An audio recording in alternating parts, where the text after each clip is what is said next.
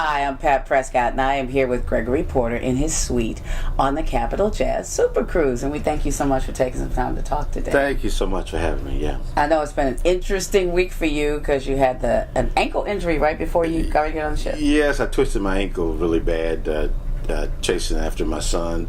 And he shook me, and so but here we are. That's about all it takes. Right, it didn't affect my voice. Not at all. As a matter of fact, the performance was stellar, as always, and I hope that you felt the love. A lot of love. I did. I really love it. When I'm traditionally a jazz guy, but my music crosses over genres.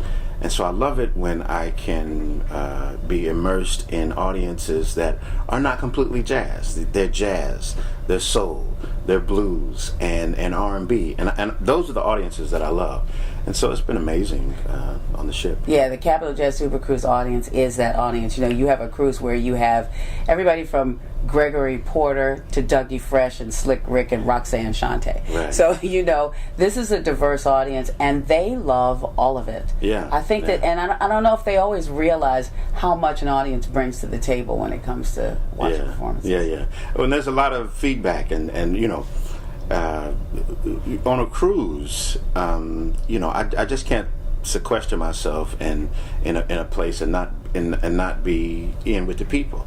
So as I walk the hallways or roll the hallways or crutch the hallways, I talk to the people. I'm rubbing elbows with the people that I perform for, and that's an amazing thing because that doesn't always happen when you perform in. You know, I wanted to talk to some of the people at Carnegie Hall, but they went one way and I went out the back door, and so it's really cool to just have people tell you, you know, this lyric touched them, or this song is something that me and my husband listen to in the evening.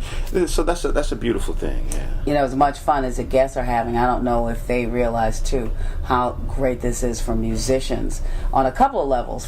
First of all, I know you have your family here. Yeah. How nice to be able to have a little vacation while you're working. Yeah. No, that's awesome. My son is using all of the facilities. So he's been on the slide and in the jacuzzi, and so he's having a great time. That is awesome. And I think the other thing is too, you know, it's kind of like music camp. Everybody gets a chance to check each other out and see each other's performance. There were a lot of the performers on the ship were at your show. Yeah. It's like that one that they kind of circled. Right. Got to see Gregory Porter. And I know that probably means a lot, that respect from your peers. That's another thing that happens. You know, I had no idea.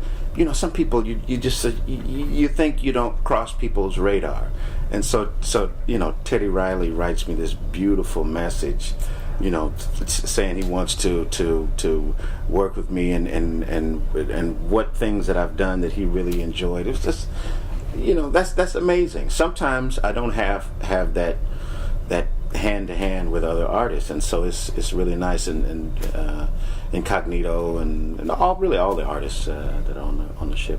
And what have you seen that you really enjoyed? I saw a Mesa the other night with Incognito, and just her voice is so big and expressive. So much emotion in that's performance. That's all music is for me, is emotion. It's just this a transfer of emotion, and so the artist that can do that, bing, is something. Well, you know, you can do that. And I don't know why you're surprised that all these people are talking to you now, because it's been a while since Gregory Porter was a who. You know, I remember my good friend Jalila Larsul was the one who first turned me on to you, and Jalila's a publicist, and you know, people are always trying to get us to come out here, hear new acts, and she's like, you got to hear Porter. And I mean, just the way she said it made me come, and I came to see you. I saw you at the Catalina Bar and Grill. Yeah. Since then, I've also seen you at the Hollywood Bowl, and the question I really wanted to ask you is about the level of intimacy that you managed to produce in your shows. In that Hollywood Bowl, 15,000 seats,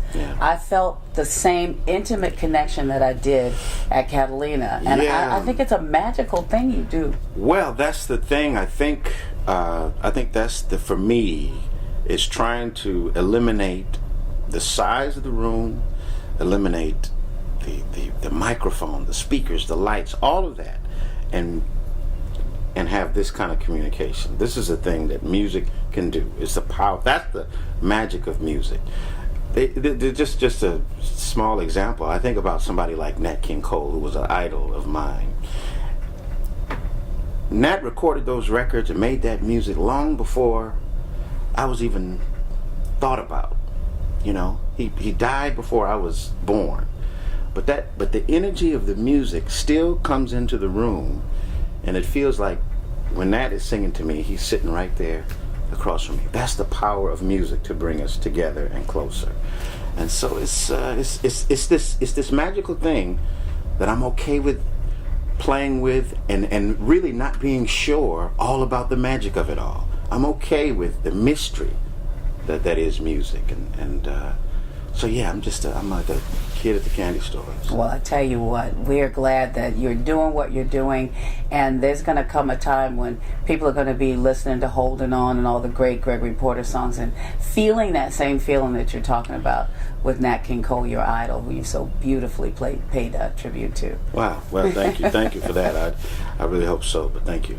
Hey, come on the Capital Jazz SuperCruise. You might meet somebody like Gregory Porter.